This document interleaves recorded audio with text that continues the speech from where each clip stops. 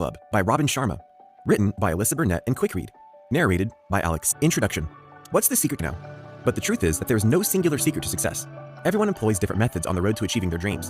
And in the case of one very successful billionaire, that secret was starting his day at 5 a.m. In fact, he was so confident in this method that he attributed all of his success to that one simple practice, instead of his natural business acumen or the hours he'd invested in his company. And fortunately for you, it's not a secret. Through the course of this summary, we'll learn how to join what he called the 5 a.m. Club, and why it can revolutionize your life. We'll even take a look at some interesting facts like why slowing down your brain is so important, why early mornings are key for jumpstarting your day, and what a successful morning routine looks like. Chapter 1. The 5 a.m. Club. For the purpose of this summary, let's imagine a group of people, and let's say their roles are similar to those of the members of the Breakfast Club. We have an entrepreneur who feels his life lacks purpose. We have a frustrated artist who's trying to spark their creativity. And last but not least, we have a billionaire mentor, a wacky character with some unconventional success secrets to share. So let's say they all meet at a professional conference, which centers around a keynote speaker known as the Spellbinder, a business guru renowned for his ability to captivate audiences and impart life-changing success tips. So, following the keynote speech, the billionaire approaches our artist and entrepreneur in disguise. Rather than dressing like a billionaire, he was, in fact, severely underdressed for the occasion. But this too was part of a calculated strategy, to remind himself and others that money isn't everything, and that you can't judge someone's wealth or worth by their appearance. He often dressed as though he was very poor indeed. Given his appearance, you can imagine the other's surprise when he told them that he'd made a fortune by following the Spellbinder's advice, and that the Spellbinder was actually his personal mentor. Already intrigued, the two listened as he told them how the Spellbinder had taught him that many people want extraordinary things to happen to them, but the truly great people understand that they can create these extraordinary events themselves.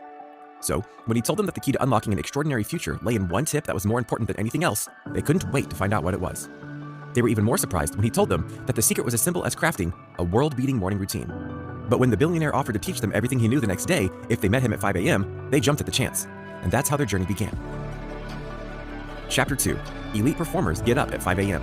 Like most of us, our artist and entrepreneur weren't used to getting up that early in the morning, and they listened blearily as their new mentor told them that getting up at 5 a.m. had taught him to break free from the mediocrity that so easily ensnares people. He also informed them that rising at this hour had enabled a number of successful people to revolutionize their productivity and rise to the top of their game, including such notable greats as Mozart and John Grisham. Here's why it works. We all have a limited amount of mental energy for each day. Think of it as your cognitive bandwidth. That limited bandwidth gets occupied by a variety of conflicting sources throughout the day. From the moment you wake up, everything from your job and your relationships to the news and social media are demanding your attention.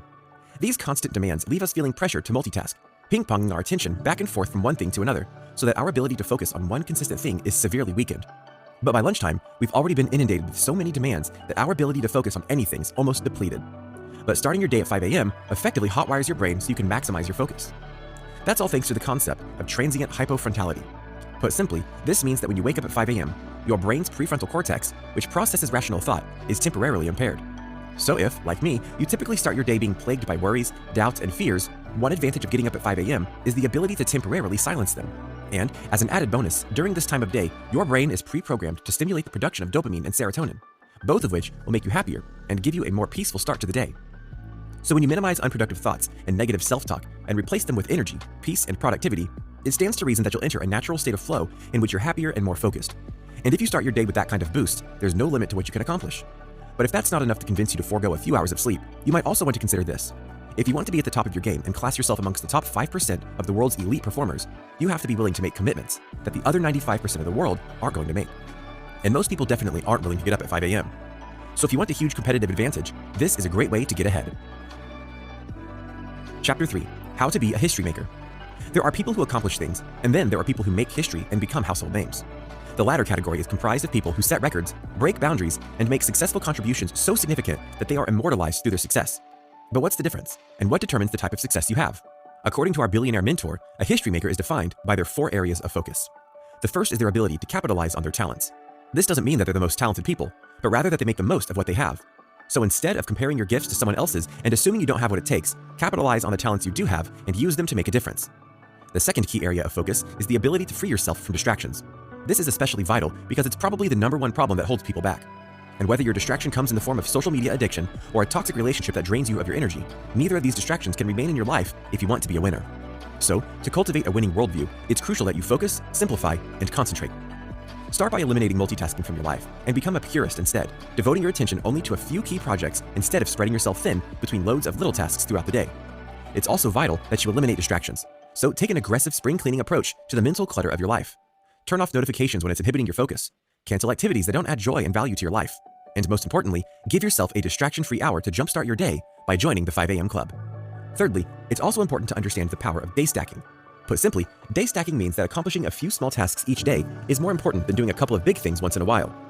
So work on strengthening one small skill or ability a little bit at a time each day. If you want to get on top of your email inbox, cultivate a better daily routine, or improve your performance in a few little areas. This is the perfect way to do it. And last but not least, the final key area of focus for history makers is practicing personal mastery. This concept is based off psychologist Anders Ericsson's theory that a person must invest 2.75 hours of daily practice in a skill before they reach the level of elite mastery. So, if you want to master yourself and truly become capable of orchestrating a successful future, invest the first 2 hours of each day in working deeply on yourself, your mindset, and your attitude. Chapter 4. Your 4 Interior Empires. If you've ever attended professional conferences, chances are that you, like our artist and entrepreneur, have frequently heard that you should work on your mindset. But the billionaire acknowledged that the mindset is actually only one of 4 interior empires which require constant attention and personal improvement. And although working on your mindset is great, if that is the only area you're focused on, that means you're ignoring your heart set, health set, and soul set. So let's take a look at each of these sets and their roles in your life. Your heart set is exactly what it sounds like. It's the state of your emotional well-being. And because each of your 4 interior empires are connected, the strength and stability of your mindset doesn't matter if your heart set is in shambles. And even though Sigmund Freud has largely been discredited, he was right when it was asserted that unexpressed emotions will never die. They are buried alive and they will come forth later in uglier ways. So if you consider that truth and the impact that emotional instability can have on your life, it follows naturally that when you develop your emotional well-being, you're laying the foundation for a healthier, more stable life across the board. Your health set is also important because, as you might imagine, you're pretty limited by what you can accomplish if you're in poor health. So commit to your future success by taking care of yourself in the present and making a commitment to boost your health and productivity by pursuing exercise. The physical and emotional benefits of exercise are well documented, but it doesn't hurt to be reminded that exercise can increase the flow of positive hormones and reduce stress, both of which can greatly benefit your personal life and career. And last but not least, it's crucial that you also focus on your soul set. Think of your soul set as your spirituality, or what keeps you centered. By focusing on your soul set, you'll be able to connect with the truest version of yourself and relinquish your ties to the temporal and superficial elements of everyday life. Getting up at 5 a.m. can help with this too, because this early start will give you a window of clarity and opportunity which you can use to reflect on what you have to offer the world. Chapter 5. The 20-20-20 Formula. So now that we've learned about the 4 interior empires, let's take a look at some practical everyday strategies we can use to develop them. Because although getting up at 5 a.m. might sound like a magic cure-all, nothing could be farther from the truth. In fact, unless you use that time to be productive and take actionable steps towards personal improvement, 5 a.m. will be no different from any other hour you could get up. Instead, as you've probably guessed, the truth is that the real magic lies in how you use that time. And the billionaire's 20-20-20 method is the perfect way to optimize your productivity. Operating on the principle that you should use 20 minutes to move, 20 minutes to reflect, and 20 minutes to grow, this method taps into each of your 4 inner empires and helps you strengthen them for a healthy start to your day. So first, start by engaging in 20 minutes of vigorous exercise. I know that's probably the last thing you want to do at 5 a.m., but remember what we talked about earlier about how your brain is free of inhibitions and stress at this hour? The good news is that if you can spring out of bed at 5 a.m., you'll sort of get a chance to catch your brain off guard before it's awake enough to remind you that you don't like exercising at 5 a.m. So take advantage of that opportunity and concentrate on moving vigorously enough to really work up a sweat. You want to specifically ensure you're sweaty because sweat decreases the cortisol or fear hormone in your brain and generates the protein BDNF, which promotes the formulation of new neural connections. This means that just 20 minutes of active sweating can actually program your brain to think faster, which will enhance your productivity for the day. Once you've done that, use the little window of time between 5:20 to 5:40 a.m. as a time of deep reflection and solitude.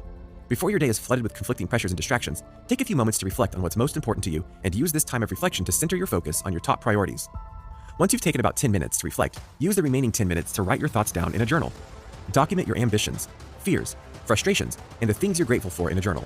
As you do so, envision yourself surrendering these stresses to the paper and removing their weight from your own heart and mind. After you're finished writing, use your remaining few minutes to meditate. Studies show that meditation also helps reduce fear. So if you start your day by engaging in 2 activities that decrease your fear hormones, you'll have a doubly fearless start to your day. Meditating on the new insights you've gained through your reflection and journaling can also help you to feel calmer and more centered, and you'll be able to carry this sense of peace with you throughout the day. Now it's time to use the last 20 minutes of your morning's first hour. This is the time for growth, so take these 20 minutes to learn. Whether you're listening to a podcast that stimulates thought, or reading a biography, or learning something new about business, psychology, or innovation, you can tailor your learning experience to the interests that most benefit you and your career. Keep in mind that every successful history maker is also defined by their love of learning and commitment to growth. So dedicate yourself to spending 20 minutes of each morning in pursuit of knowledge.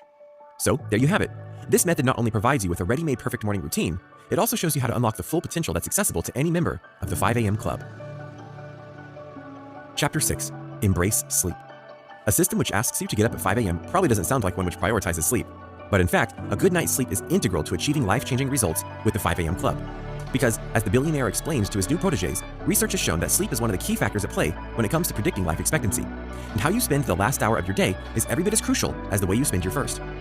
If you're like pretty much everybody today, you know that whether you're a working professional, a student, or a parent, we're all sleep deprived. Studies show that technology can be pinpointed as the primary source of our sleep deprivation, especially given that the blue lights produced by our phones and TVs, our favorite devices to look at before we go to sleep, reduce melatonin, which is precisely the chemical that promotes sleep. So, in order to cultivate healthy sleep patterns, leading sleep research advocates disconnecting from your tech devices no later than 8 p.m. Doing so will help you achieve a better quality of sleep and feel truly well rested by your 5 a.m. waking time. However, sleeping isn't the only way to rejuvenate yourself. Another great strategy the billionaire recommends for maximizing your performance is something called the twin cycle of elite performance. Here's how it works. Rather than burning yourself out with prolonged periods of frantic productivity, where you try to accomplish everything that needs to be done, oscillate between periods of passionate work and deep renewal to bring balance to your life. By intentionally dedicating your time to relaxation, as well as work, you're recognizing the value of mental health and optimizing your potential. And as you make active efforts at self-care, you minimize the potential for burnout, thus giving yourself room to grow in both a performance phase and a recovery phase. However, that may be difficult for some of us to accept. Those who operate on an all-work, no-play mentality, like our entrepreneur in the story, might struggle with the necessity of slowing down and taking time off. We might even feel guilty when we're not working, as if we're using our time for less worthy things. But if we remember the value of tending to our interior empires, we can recognize the necessity of balance and cultivate a healthier life. Final summary. Owning the first hours of your morning is critical to unlocking your potential for each day. So if you want to boost your creativity and optimize your productivity, make a habit of getting up at 5 a.m. each day and use that first hour to follow the 20-20-20 method so you can jumpstart your day. This audiobook summary was brought to you by Quick Read. We hope you enjoyed this audiobook summary. If you want more audiobook summaries like this, download our app in the App Store or Google Play and get access to thousands of other free book and audiobook summaries. Listen to them while working out or commuting to work and get the key insights of books in minutes instead of hours. Go to quickread.com/app and download our app for free today.